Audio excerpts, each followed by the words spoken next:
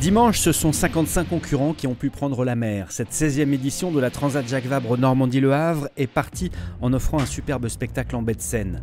Les 5 trimarans géants de la classe ultime ont rapidement pris la poudre d'escampette sur un bord direct vers le large pour sortir de la Manche dans la prochaine nuit, puis mettre le cap au sud.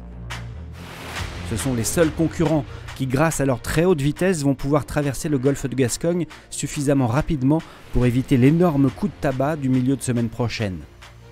Plus lents et fragiles, mais tout aussi spectaculaires, les Ocean 50, longs de 15 mètres, vont faire le tour de la Bretagne dans les 36 prochaines heures avant de marquer une étape à Lorient en attendant le passage de la tempête. Les petits monocoques sont eux aussi partis pour une première étape jusqu'à Lorient afin de s'abriter. Ces 44 classes 40 ont d'abord régaté jusqu'au cap de la Hève, devant Le Havre, avant de mettre le cap au large.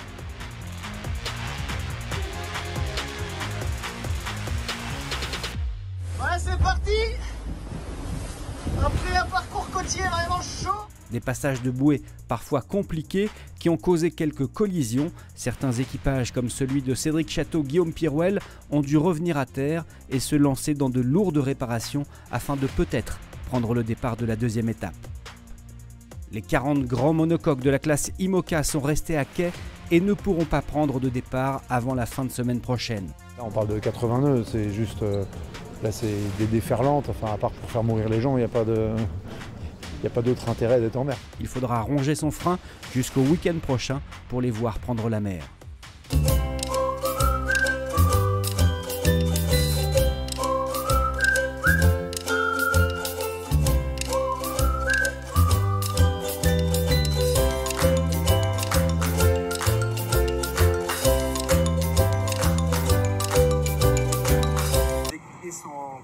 Étanches et sont récupérés par leur semi-rigide d'assistance. Des images toujours impressionnantes, c'est un moment important aussi, ça quand même. Je m'adresse à Franck puisque vous l'avez vécu il n'y a pas moins de 2 ans. Vous étiez sur le Maxi Edmond Rothschild avec Charles Caudrelier. C'est le moment où on se retrouve à deux, enfin, l'équipage de la course. Donc les équipiers qui sont indispensables pour sortir du port, pour hisser les voiles, tout ça en sécurité. Et puis la seule façon de faire, c'est sauter le plus loin possible du bateau. Il faut faire attention, il y a des appendices sous le bateau qui sont beaucoup plus larges que le bateau, donc il faut évidemment pas les rencontrer. Ouais, là il n'y avait clairement pas la possibilité de passer du bateau à un Zodiac.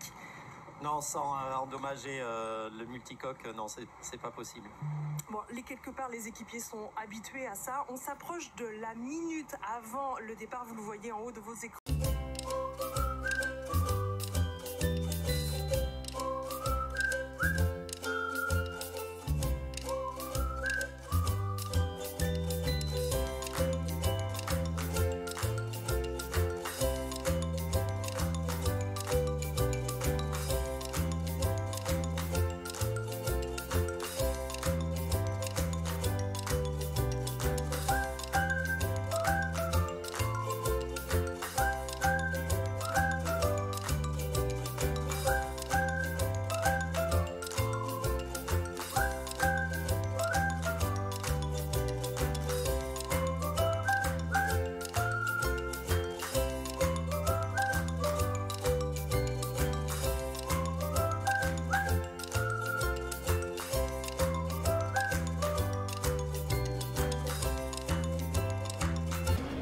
Ça va? Ça va? Hein?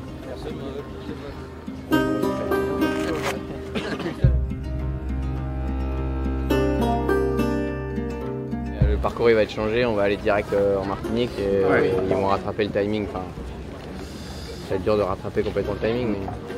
Mais oui, effectivement, on a reçu un message à 8h10 ce matin de la direction de course qui nous disait que les IMOCA allaient rester à quai. Ce qui se passe, c'est qu'on a une très grosse dépression qui nous attendait dans le golfe de Gascogne, donc proche des côtes du Portugal.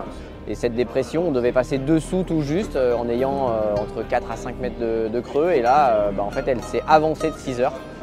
Et au vu du timing, clairement, ça passe pas pour la flotte IMOCA. Donc c'est quand même très dangereux de prendre ce genre de dépression aussi proche des côtes portugaises. Donc c'est une sage décision de la direction de course. voilà, il y a au moins 4 jours où ça bouge pas, quoi. J'imagine que même samedi, dimanche, c'est pas avant lundi en fait. Alors on n'a aucune info hein, sur clairement la suite du programme. Nous on s'organise entre nous parce qu'on a regardé la météo et on sait que là pendant les 5 prochains jours il y aura forcément du gros temps qui ne nous permettra pas de partir. Donc dans l'idée c'est de rapatrier l'équipe à Concarneau. C'est plutôt dur de sortir de sa bulle et de se dire qu'on va rester à quai, sachant que certains bateaux partent. Je pense que moi je vais rester là. Il y a une personne aussi de l'équipe technique qui restera là. Ils vont faire un roulement. Il faut vérifier l'amarrage du bateau. On ne peut pas le laisser tout seul, ce dragon.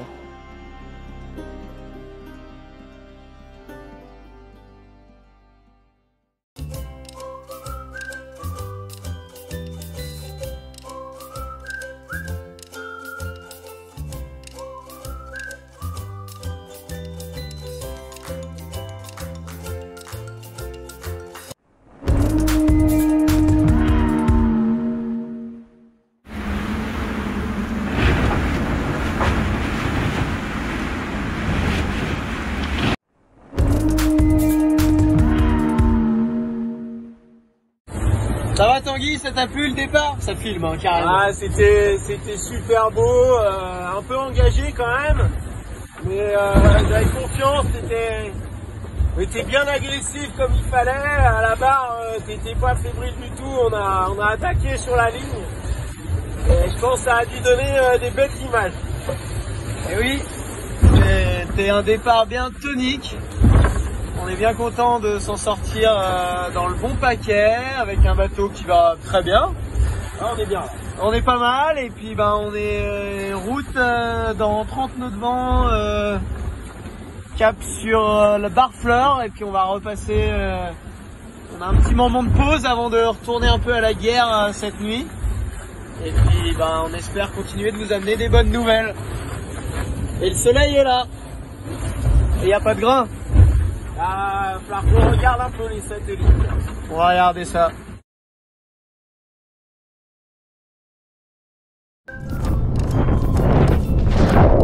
J'aime bien cette transat, j'aime bien le fait d'être en double, j'aime bien le fait de pouvoir partager les émotions qu'on a à la fois bonnes ou mauvaises, mais en tous les cas, quand on a des émotions comme ça, on les partage avec le binôme et ça crée forcément des liens forts.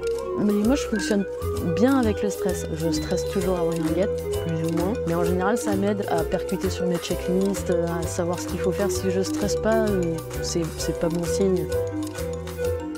Je pense que le stress c'est un garde-fou, ça va nous permettre d'être concentrés sur le départ. C'est sûr qu'on va perdre notre sourire au fur et à mesure des heures qui vont précéder le départ parce que on part quand même un peu à la guerre avec des gros risques que si on partait dans les conditions light.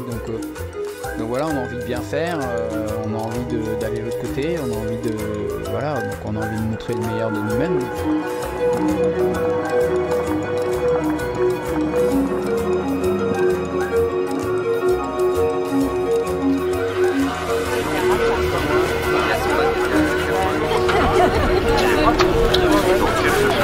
Yeah.